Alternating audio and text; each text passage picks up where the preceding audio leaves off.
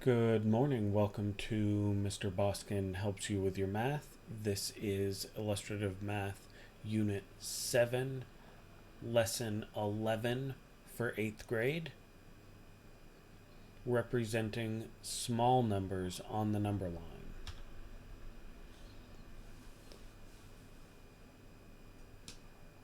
Our first problem is Kieran drew this number line. Andre said that doesn't look right to me.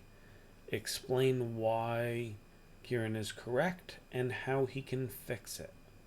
So the big change between what we were doing before, representing big numbers, and now representing small numbers, is when we are now using a larger absolute value exponent, such as 5, this is actually a smaller number than 4. Because these are based on how many spots we move the decimal point, 1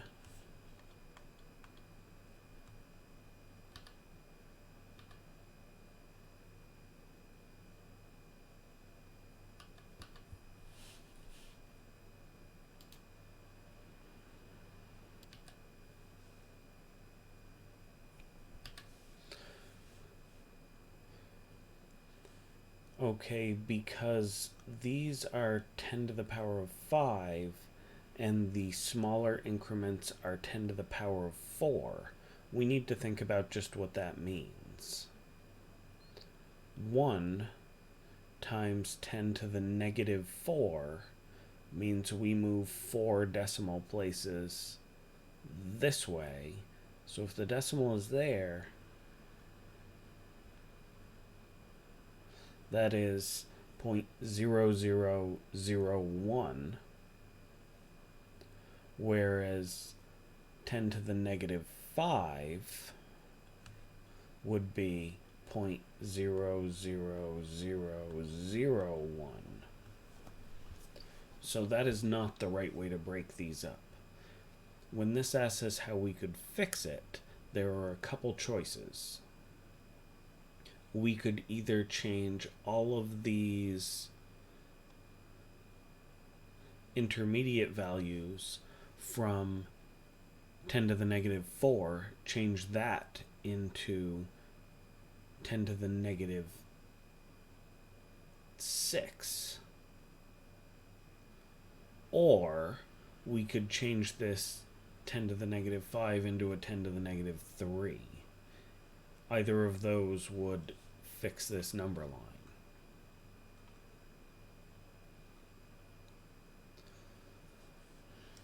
So our next section on here asks us to fix this number line. Label this number line. Okay, I have filled in the number line. Because they all need to be smaller intervals than the original, these all have to be 10 to the power of negative 6. Plot the following numbers on the number line. 6 times 10 to the negative 6 goes right here. That's just right on our number line. That was A. Our next one is 6 times 10 to the negative 7. Because that's negative 7, that's an even smaller number. So that is less than 1 times 10 to the 6. So point B would be there. C is 29 times 10 to the negative 7. To make that a negative 6 like the rest of our scale, that would mean moving the decimal point 1 spot. So that would be 2.9 times 10 to the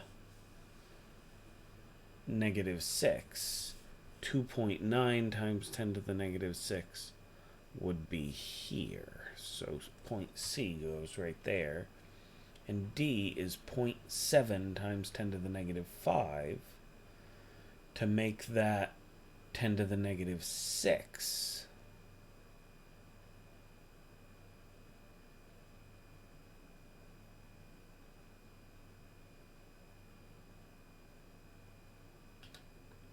We would have to move that decimal point one more spot, so that would be 7 times 10 to the negative 5, or sorry, 7 times 10 to the negative 6. That would go right here, which follows along. If that is 0.7 times 10 to the negative 5, that is 70% of the way to 10 to the negative 5.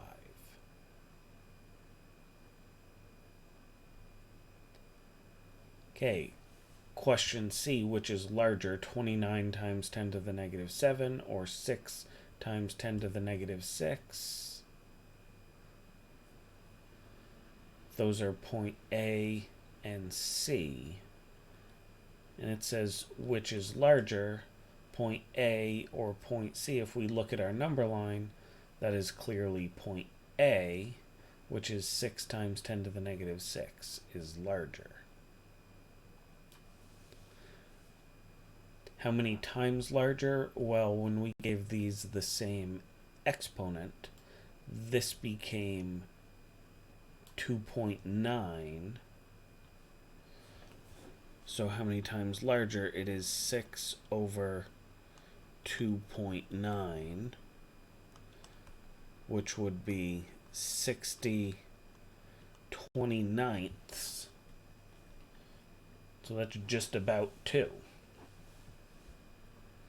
Which is larger, 7 times 10 to the negative 8 or 3 times 10 to the negative 9? Because a larger exponent negative means it's an even smaller number. We've moved the decimal point even further, and these are both one digit.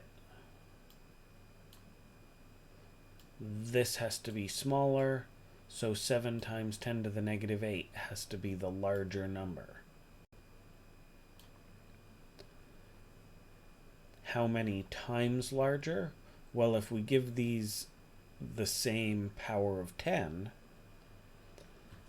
we would be comparing 70 times 10 to the negative 9. So how many times larger? This one would be 70 over 3. So that's quite a bit larger. Okay, the radius of an electron is about 0.000000003. Write this number as a multiple of a power of 10 using scientific notation. So we've spoken about this before. For scientific notation, we want to always write a number with one digit in front of the decimal point. So this would be 3.0, or just 3 times 10 to a power. Because we can tell that this is a very small number, the power is going to have to be negative. Now we just need to count how many spots that decimal point moved. 1, 2, 3, 4, 5, 6, 7, 8, 9, 10, 11, 12, 13 spots. Times 10 to the negative 13. So we have to make sure that we are going to where the decimal point is in our final value, not just to get to the 3, but to get to the right side of the 3.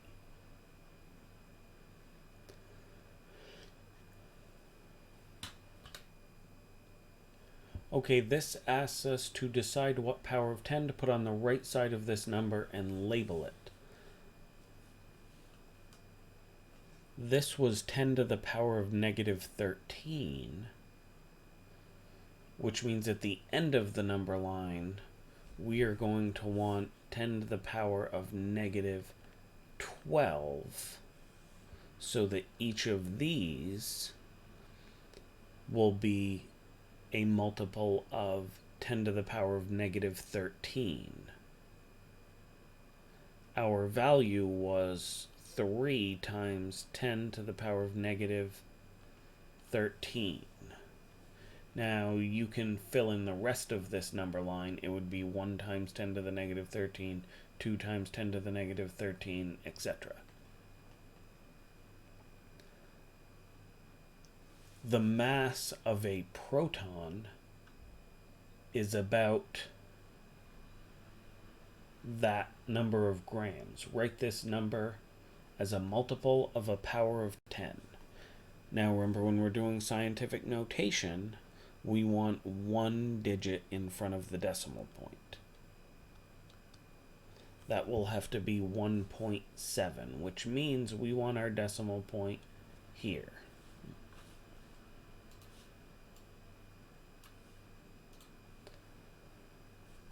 So now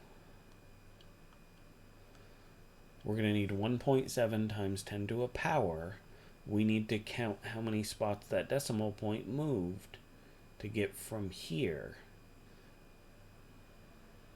1, 2, 3, 4, 5, 6, 7, 8, 9, 10, 11, 12, 13, 14, 15, 16, 17, 18, 19, 20, 21, 22, 23, 24. So that decimal spot moved 24 places. It's a very tiny number. This is one of those times where scientific notation is definitely going to help us. 1.7 times 10 to the negative 24. It wants us to put this on a number line, which means this would be 10 to the negative 23, so that this would be 1 times 10 to the negative 24. Here would be 2 times 10 to the negative 24. So 1.7 is going to be just about here. 1.7 times 10 to the negative 24. And again, you should fill in the rest of this number line, 3 times 10 to the negative 24, etc., all the way across. Point A on the zoomed in number line describes the wavelength of a certain X-ray in meters. Write the wavelength of this X-ray as a multiple of a power of 10. So we are breaking up 10 to the negative 12s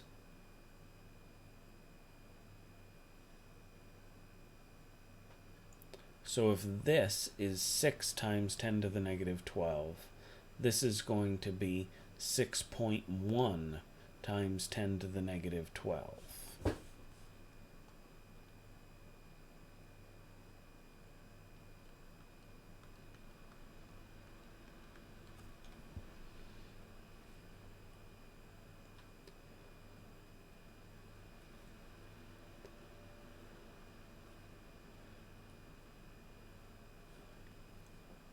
Okay, now it wants us to write this wavelength as a decimal.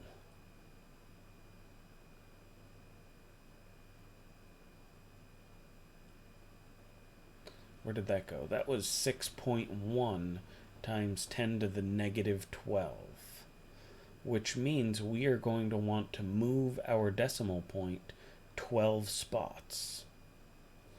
So we started out with 6.1. we are going to want to move this decimal point 12 spots. 1, 2, 3, 4, 5, 6, 7, 8, 9, 10, 11, 12.